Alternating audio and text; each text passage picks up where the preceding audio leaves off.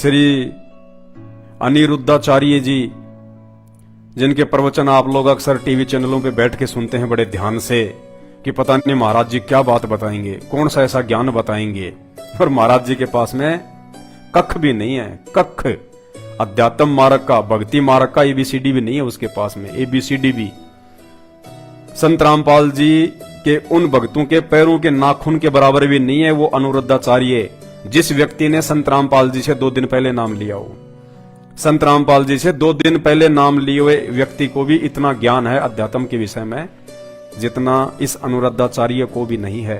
हाँ, बकवाद में तो ये संत रामपाल जी से भी ऊपर मिलेगा, अटपट करने में, झूठ बोलने में, उआबाई बकने में, मन गढ़ंत बातें बताने में, ये सबके उस्ताद हैं। खाली अनिरुद्धाचार्य नहीं, जितने भी हर धर्म के, हर संत महंत, पीर, पैगंबर, कुतुब, ओलिया, पंडित, मुल्ला, मौलवी, काजी, सब झूठ बोलने में, अटपट करने में, झूठी सीधी बातें बताने में, शास्त्रों के विरुद्ध ज्ञान देने में, अपनी मन गढ़ंत विचार लोगों के सामने रखने में संत रामपाल जी से भी सैकड़ों गुना ऊपर हैं। तो ऐसी दवा इजाद की है उन्होंने, मेरे तो होश उड़ गए आज। तो आपको मैं बताना चाहूंगा कि जिन माता बहनों के, विशेषकर हिंदू समाज में मेरी जिन माता बहनों को संतान उत्पन्न नहीं हो रही, कई वर्ष हो गए, बांझपन का रोग है, भाई साहब ने क्या इलाज बताया है। पहले आपको मौखिक बता देता हूं। भाई साहब कह रहे हैं कि जिन माता बहनों को संतान उत्पत्ति नहीं है उनको क्या करना चाहिए। जिन माता बहनों को संतान नहीं हो रही है, यदि उनको संतान चाहिए तो ये कहते हैं कि पहले तो गाय को गेहूं खिलाओ। क्या खिलाओ? हाँ, पेन कॉपी ले लो, नोट कर लो, बाद में भूल जाओगे, इतनी अच्छी दवा है, एक बार निकल गई। पेन कॉपी ले लो। गाय को, अब इन्होंने ये नहीं बताया कि ये देसी गाय को खिलाना है, कि अंग्रेजी गाय को खिलाना है, कि जर्सी गाय को खिलाना है, ये कवारी गाय को खिलाना है, या जिसके बच्चे हो चुके हैं उस गाय को खिलाना, ये नहीं बताया इन्होंने। इन्होंने ये कहा कि जिन माता बहनों के संतान उत्पत्ति नहीं हो रही है उन्होंने गाय को गेहूं खिलाने चाहिए।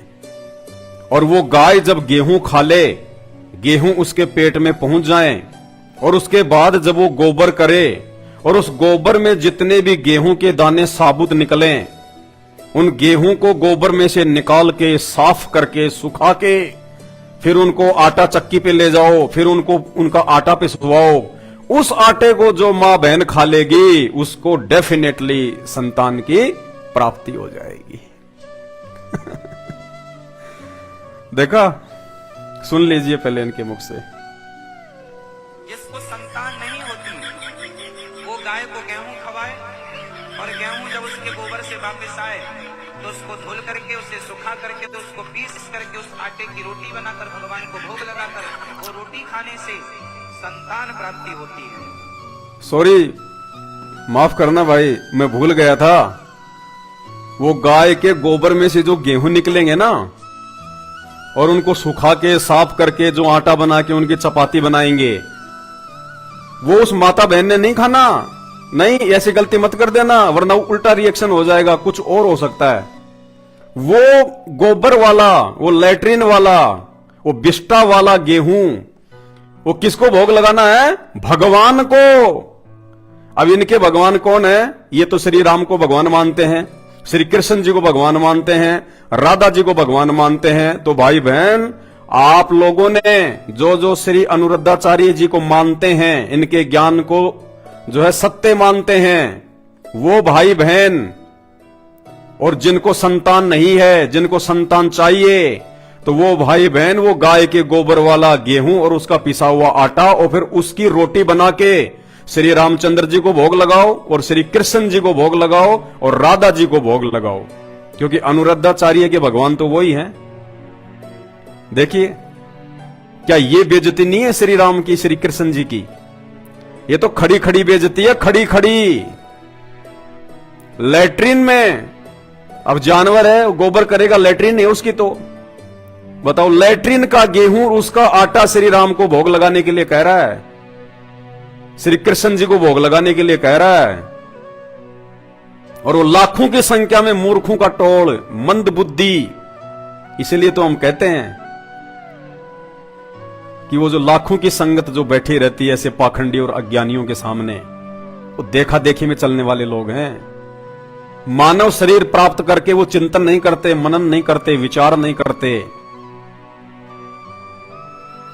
बताइए, खड़ी खड़ी आपके भगवानों की बेइज्जती कर रहे हैं, खड़े खड़े। बताओ, अरे यार, गोबर में से गेहूं निकालो, फिर उसको सुखाओ, फिर उसका आटा बनाओ, और फिर किसको भोग लगाओ? भगवान को। मतलब भगवान को तो भिखारी से भी नीचे। अरे भिखारी को भी लोग शुद्ध खाना कहीं होटल से लेके दे देते हैं, ले वे खा ले।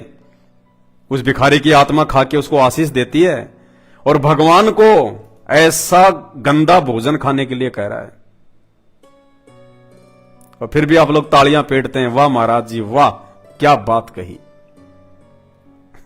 तो भाई, अनुरुद्धाचार्य के जितने भी फॉलोवर हैं, और यदि उनको संतान नहीं हो रही है, तो भाई ये गोबर वाला भोग अपने भगवानों को भी लगा के देख लेना। क्या पता वही हो जाए संतान। इसलिए पूर्ण परमात्मा कबीर साहेब सतगुरु रामपाल जी भगवान को आज धरती पे आने की आवश्यकता पड़ी। ऐसे ज्ञानहीन पाखंडी लोगों ने धर्म की ऐसी की तैसी करके रख दी, धर्म का सत्यानाश कर दिया, केवल अपने धार्मिक धंधे के लिए। ना इन लोगों को धर्म का पता, ना इनको धर्म की परिभाषा का पता, ना इनको भगवान का पता, ना इनको भक्ति का पता। ये पढ़ते हैं गीता जी और मंत्र देते हैं राधे राधे। इनकी आंख फूट गई। गीता जी अध्याय 8 श्लोक नंबर 13 इनको दिखाई नहीं देता कि ओम इति एक अक्षर ब्रह्म व्यवहारण माम अनुसमरण ये प्रयाति तजम देहम सयाति प्रमाम गतम। कि अर्जुन, मेरा तो एक मात्र ओम मंत्र है, ओम। ये ओम के अलावा और किसी भी शास्त्र में कोई मंत्र नहीं है। यजुर्वेद अध्याय 40 श्लोक नंबर 15 ओम मंत्र है, क्योंकि वेदों का सार है गीता जी। जो गीता जी में ज्ञान है वो ही वेदों में ज्ञान है। केवल एक ओम मंत्र है हिंदू धर्म के ग्रंथों में, और कोई मंत्र नहीं है जाप करने का। तो क्या खाक पढ़ा इन्होंने वेद? क्या खाक इन्होंने गीता जी पढ़ी? सत्यानाश कर दिया भगत समाज का। अंत में सबको गधा कुत्ता बना के छोड़ेगा ये नादान। ये उपाय बता रहा है। साइंस फेल कर दी इसने, साइंस विज्ञान फेल कर दी, और इतना आसान तरीका बता दिया बांझपन दूर करने का। गाय के गोबर से गेहूं निकालो और भगवान को भोग लगाओ। अरे वाह भाई वाह, धन्य तेरे माता पिता भाई।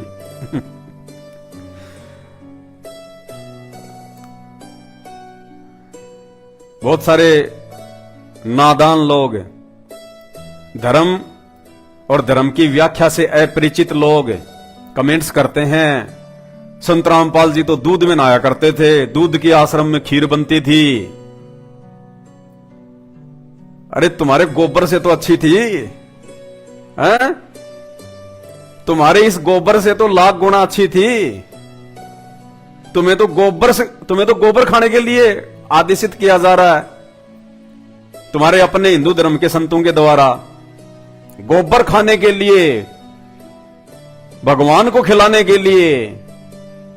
हम तो चलो संत रामपाल जी दूध से नहाया करते थे, तुम्हारे अनुसार है तो तुम्हारी ये बकवाद मन गढ़ंत कहानियां हैं ये। लेकिन चलो वो तो दूध था भाई, तुम लोग शिवलिंग पे डालते हो दूध, तुम लोग जो है वो पत्थरों पे डालते हो दूध, हमने जिंदा संत पे डाल दिया तो कौन सी बड़ी बात है। और उस दूध की खीर बन गई, हमने खा ली, तो उसमें क्या हो गया? जब तुम गोबर खाने को तैयार हो और अपने भगवानों को खिलाने को तैयार हो, तो दूध तो अमृत चीज है, उसमें तो नुकसान ही नहीं है। तो इन लोगों को ना तो धर्म का पता, ना इनको धर्म की परिभाषा का पता, और मूर्ख लोग लग जाते हैं इनके पीछे, सनातनी सनातनी। तुम्हें सनातन की परिभाषा का पता है? सनातन शब्द का मतलब क्या होता है? सनातन धर्म, धर्म कोई सनातन होता ही नहीं है। अरे धर्म कभी सनातन होता ही नहीं है। अगर धर्म सनातन होता तो फिर 4-4 धर्म नहीं होते, 8-8 धर्म नहीं होते। सनातन शब्द केवल एक वस्तु के पीछे लगता है, एक चीज के पीछे, और वो अनमोल वस्तु, वो अनमोल चीज परमात्मा है। परमात्मा जो तीनों लोकों में प्रवेश करके सबका भरण पोषण करता है, वो सनातनी परमात्मा सतगुरु आदि अनादि है, सतगुरु मध्य है मूल, और सतगुरु को सिजदा करूं एक पलक नहीं भूल। वो सनातनी प्रभु, वो सनातनी परमात्मा आज धरती पे संत रामपाल जी के रूप में प्रकट है। इनके अलावा किसी वस्तु के आगे पीछे सनातन शब्द नहीं लग सकता।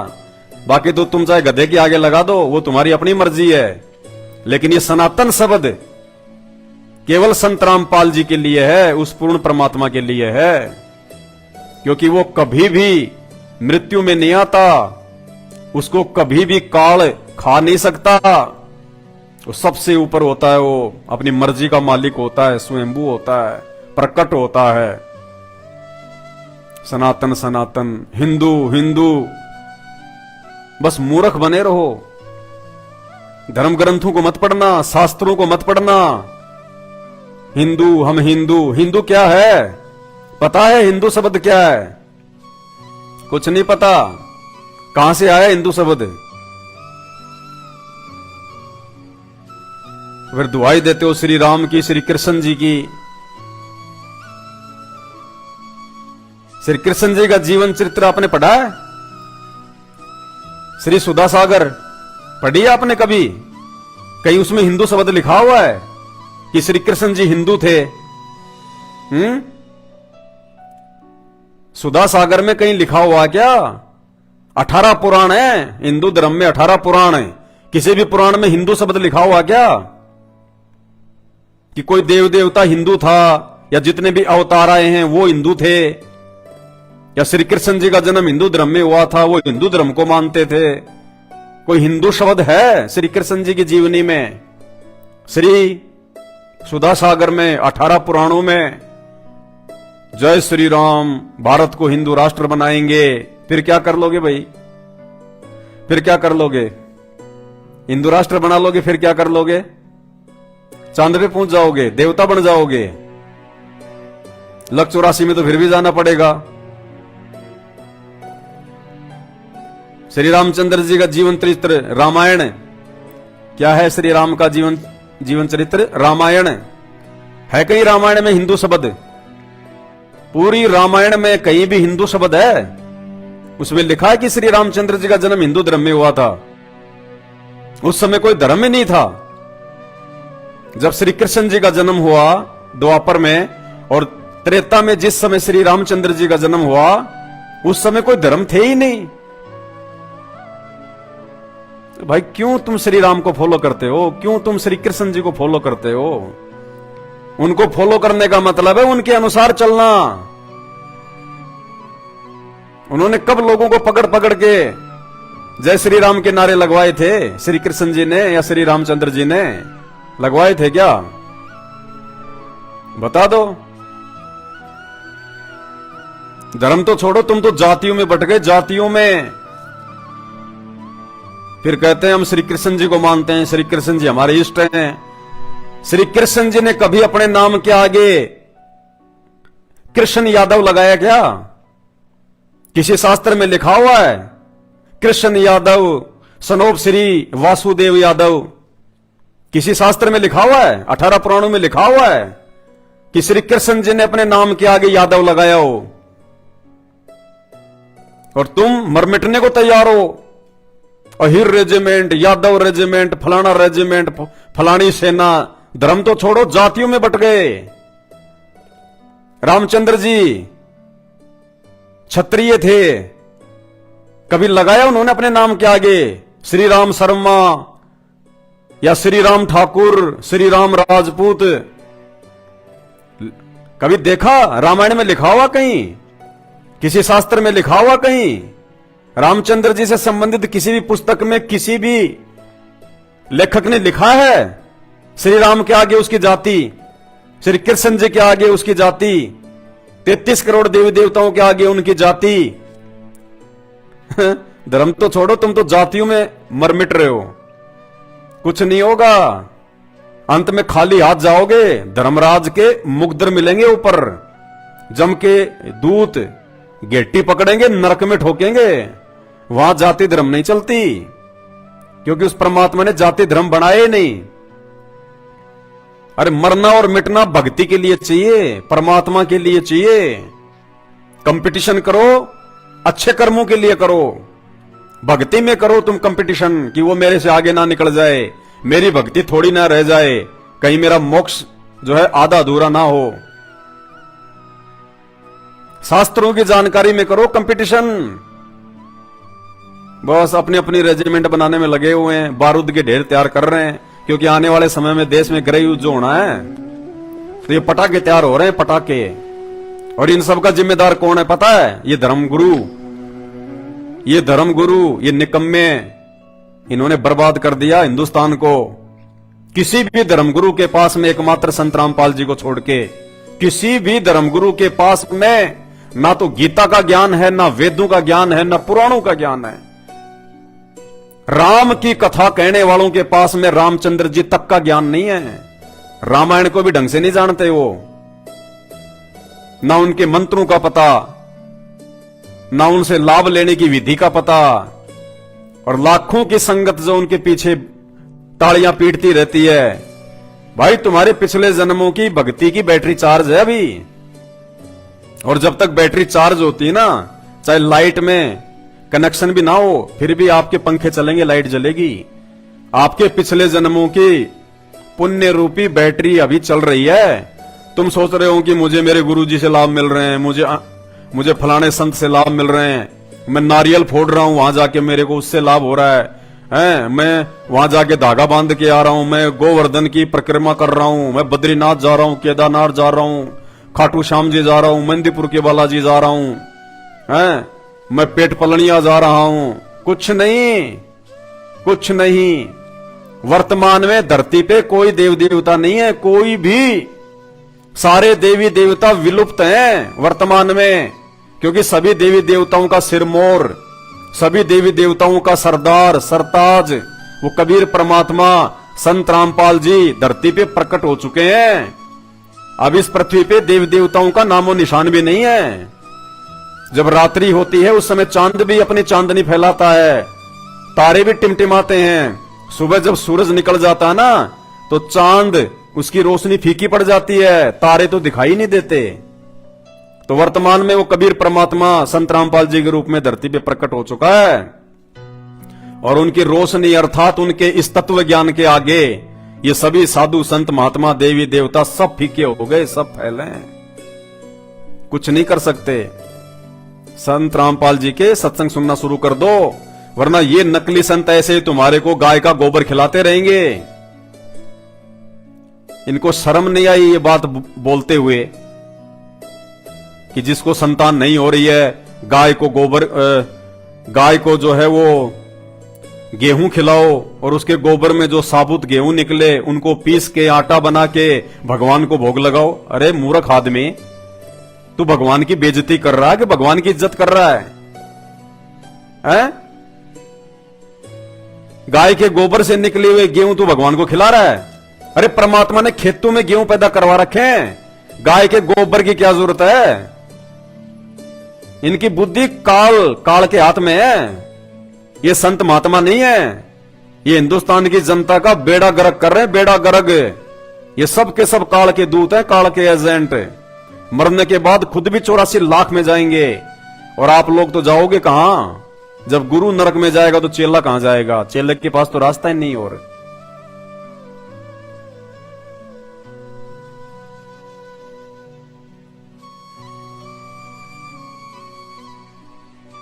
और ये परमात्मा इतना अनमोल ज्ञान दे रहा है, शास्त्रों से प्रमाणित ज्ञान दे रहा है, इतनी अच्छे से व्याख्या करके बता रहा है, तुम्हें सहज भक्ति बता रहा है, सीधा सादा जो है वो तरीका बता रहा है।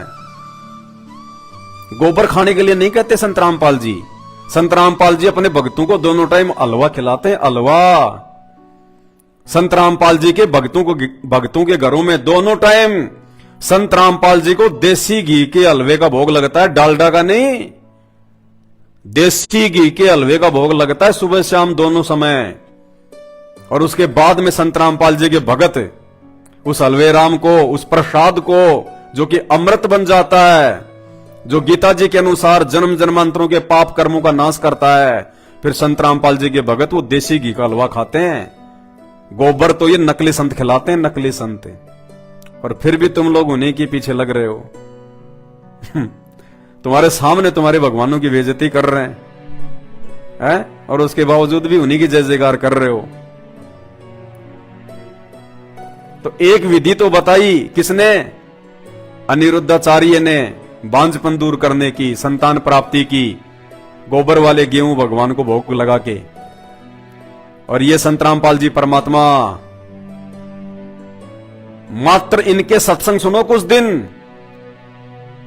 अगर किसी माता बहन को संतान उत्पत्ति नहीं हो रही है, और चाहे अमेरिका के डॉक्टर ने क्यों ना मना कर दिया हो, यहां तक कि अगर उस माता बहन के शरीर में बच्चादानी भी नहीं है, या उसकी बच्चादानी जो है वो निकल चुकी है,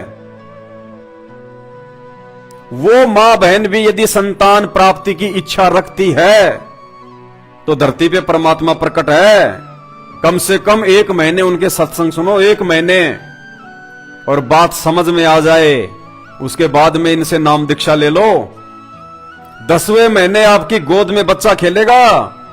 10वें महीने। ये विज्ञान को फैल करने वाला परमात्मा ये है, ये संत रामपाल जी, जिन्होंने विज्ञान को जन्म दिया है, जिन्होंने विज्ञान को पैदा किया है। ये है वो परमात्मा, सबका जनक। साहिब से सब होत है, बंदे से कुछ नहीं।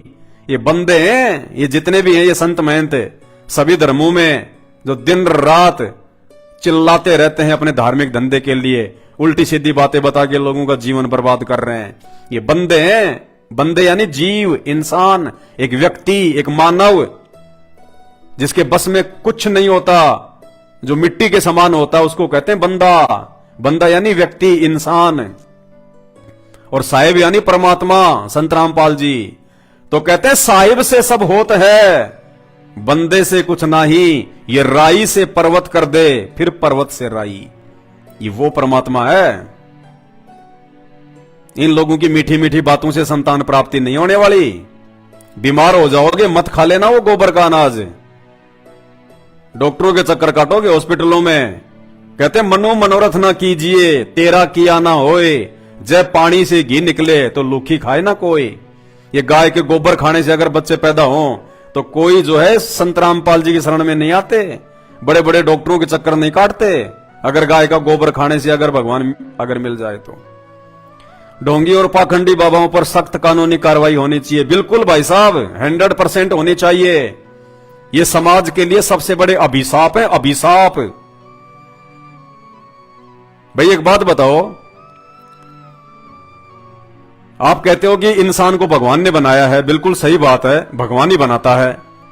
फिर भगवान ने 84 लाख क्यों बनाई? गधे कुत्ते सूअर क्यों बनाए? बैल क्यों बनाए? मच्छर पतंग सूअर क्यों बनाए? क्या दिक्कत थी भगवान को ये बनाने की? भगवान सारे इंसान बना देता।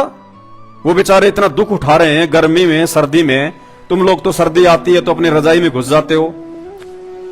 वो बेचारे पूरी रात ठंड में वो तड़पते रहते हैं, जानवर जंगल में, रोडों पे।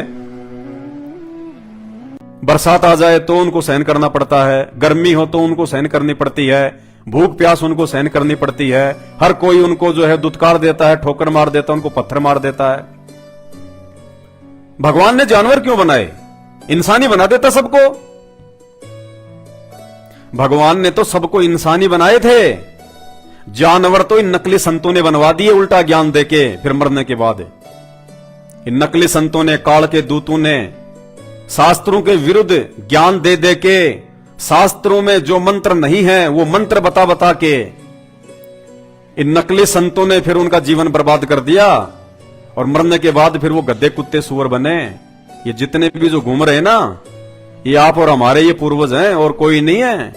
ये जितने भी आपको जो 84 लाख में जो जीव जंतु, ये पशु पक्षी दिखाई दे रहे हैं, ये और कोई नहीं है, ये अपने ही पूर्वज हैं, जिनको बेचारों को उल्टी साधना करवा दी नकली संतों ने।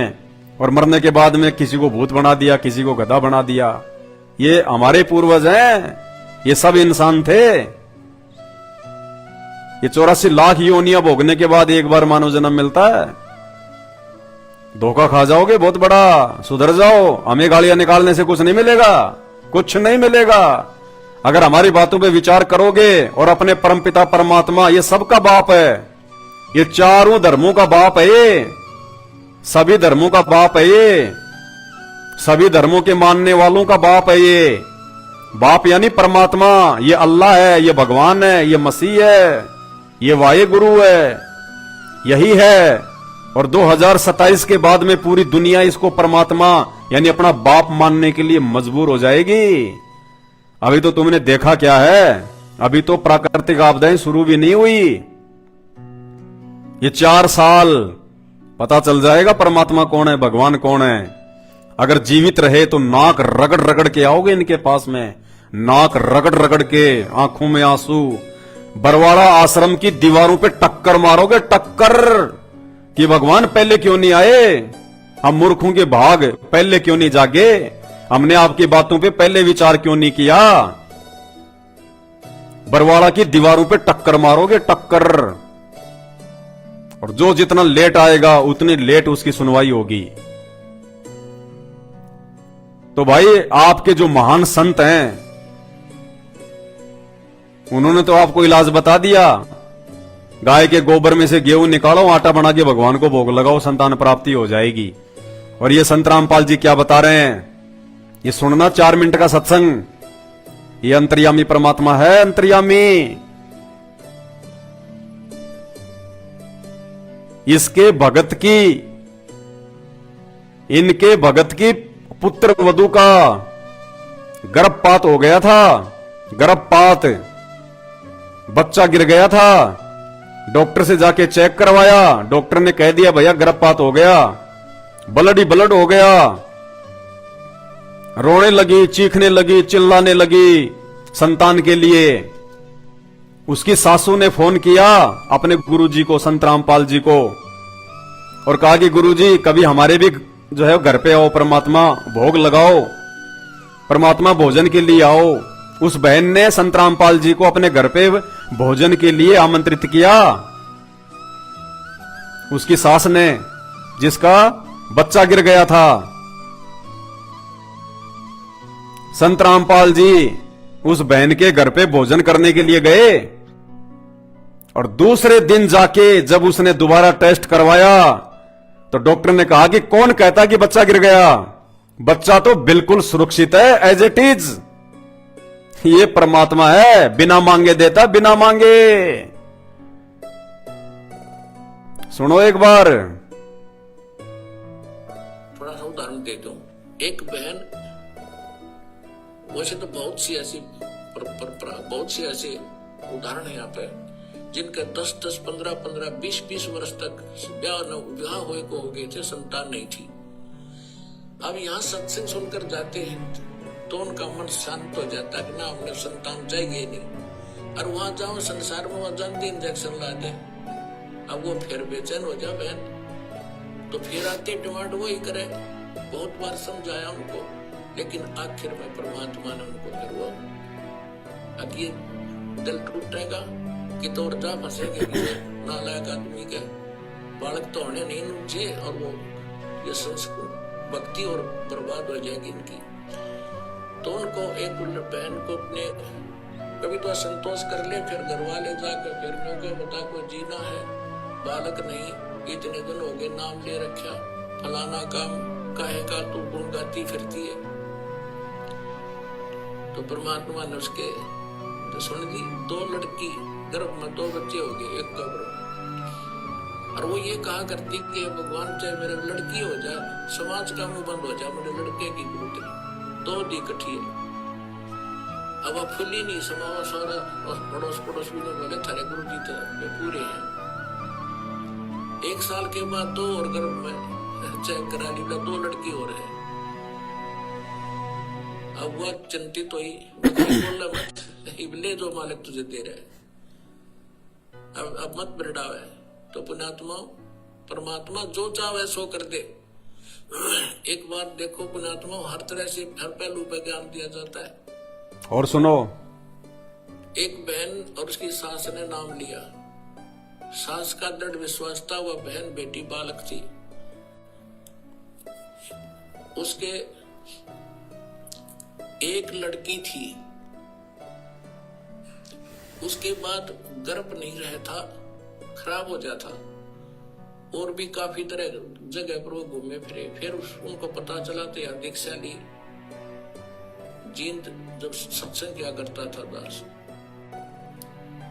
तो परमात्मा ने दया की, उनका गर्भ रहा लड़की के। और जो जिस समय में पहले गिरता था उससे आगे बढ़ गया, तो 2 महीने और निकल गए। तो उनकी खुशी का ठिकाना नहीं रहा। उन्होंने क्या किया,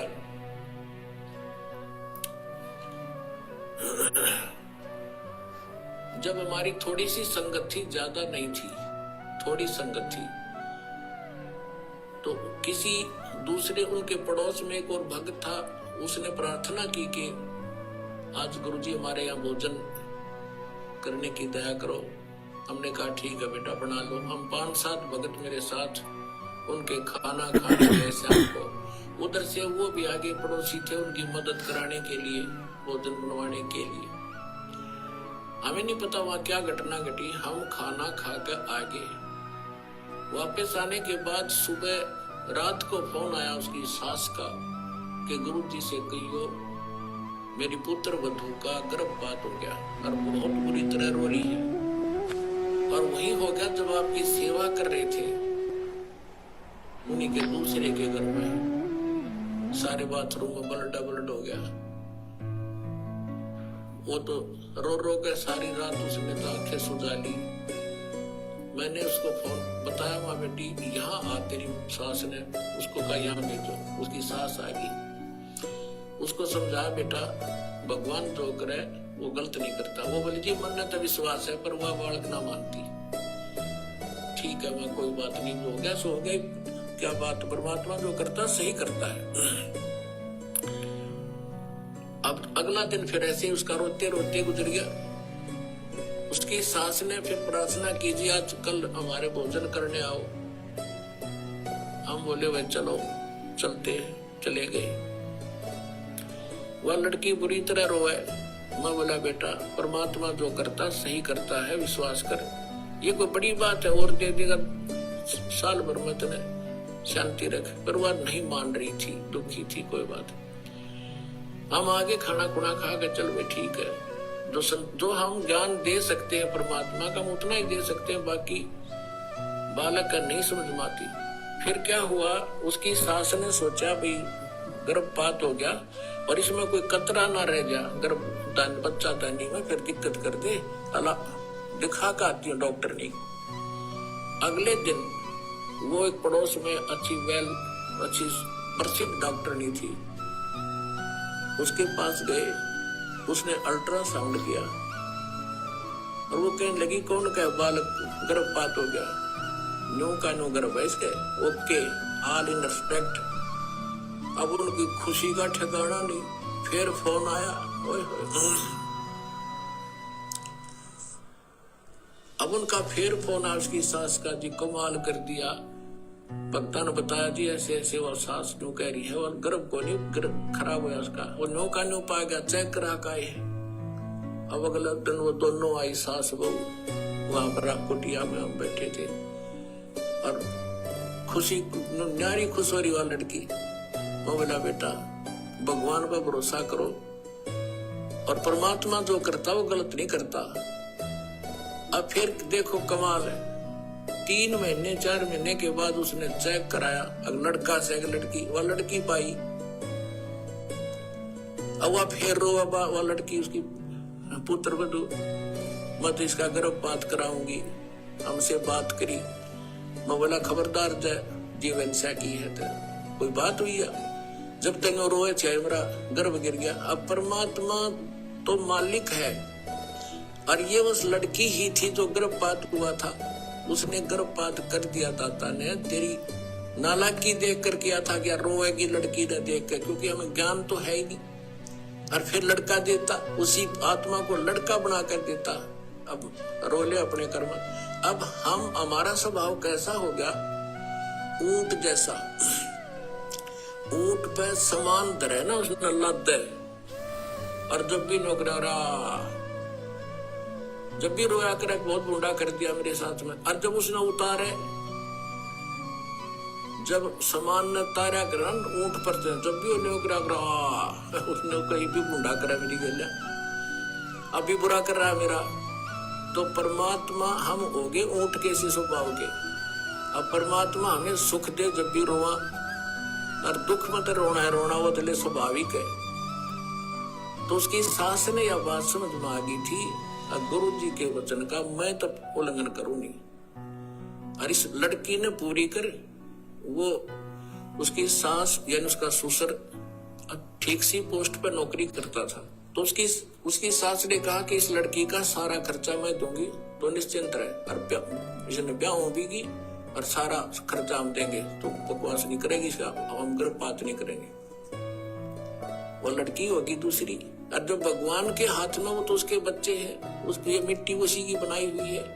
अब लड़का देते तो उसको उस संस्कार टाले था लड़की वाला, लेके मांग लिया रो रो के, और फिर रो रही है।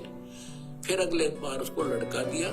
आज भी वो लड़की और उसकी सास सत्संग में आते हैं। अब कहने का भाव ये पुण्यात्माओं के भगवान जो करे तुम बीच में टांग ना डाया करो। अब डॉक्टर है ऑपरेशन में थिएटर में ले गया, अब आप यहाँ परमेश्वर के ऑपरेशन थिएटर में आ गए, और यहाँ ऑपरेशन थिएटर में मरीज अपनी चलावे तो केस बिगाड़ेगा वो होने नहीं दे उसको जो डॉक्टर चाहता है। ऐसे ही एक बहन के एक लड़की हो गए,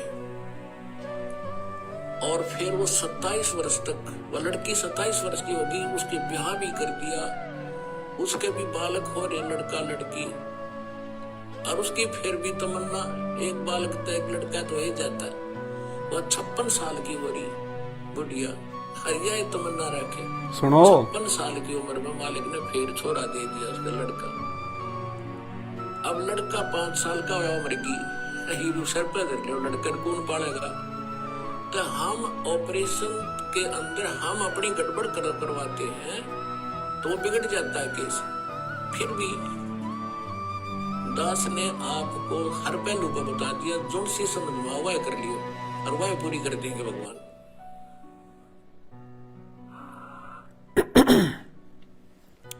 परमात्मा कह रहे हैं दास ने आपको हर पहलू पे बता दिया, जो चीज चाहिए वही मांग लेना और उसी को पूरा कर देगा भगवान। संत रामपाल जी की भक्ति करने वाला यदि उसको धन चाहिए तो केवल धन का टारगेट रख, फिर मोक्ष नहीं मिलेगा, और धन में परमात्मा इतना गाड़ देगा दुनिया देखेगी कहां से आ रहा है, लेकिन मोक्ष नहीं मिलेगा। जिसको संतान चाहिए और वो भक्ति भी कर रहा है और उसके मन में कि मुझे बेटा चाहिए, बेटी चाहिए, संतान चाहिए, परमात्मा उसको संतान दे देगा, और इतनी दे देगा उसे संभाले नहीं जाएंगी, लेकिन मोक्ष नहीं मिलेगा। अगले जन्म में फिर सूरी बनेगी, कुतिया बनेगी, एक साथ 12-12 जनेगी।